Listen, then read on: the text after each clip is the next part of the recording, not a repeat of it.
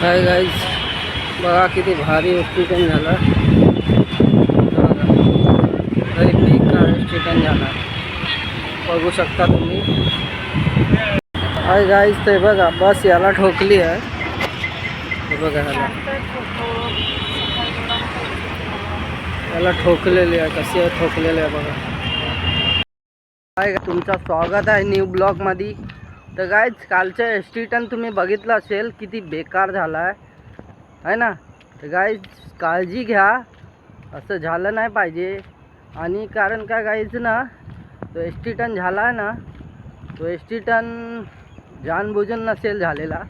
कारण काय त्या गाडीचा ब्रेक वगैरे फेल झाला असेल, त्यामुळे तो झाला असेल.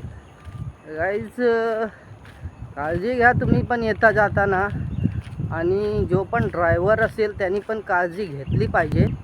कारण काय एवढे पॅसेंजर बसतात आपल्या पाठी, आणि ते पॅसेंजर आपल्या भरोश्यावर असतात गाईज, है ना. आणि त्यांच्या पण घरी कोण ना कोण असतं, म्हणजे वाट बघणार, आई वडील वगैरे. तर गाईज, माझं म्हणणं आहे हेच बोलायचं की सर्वांनी काळजी घ्या.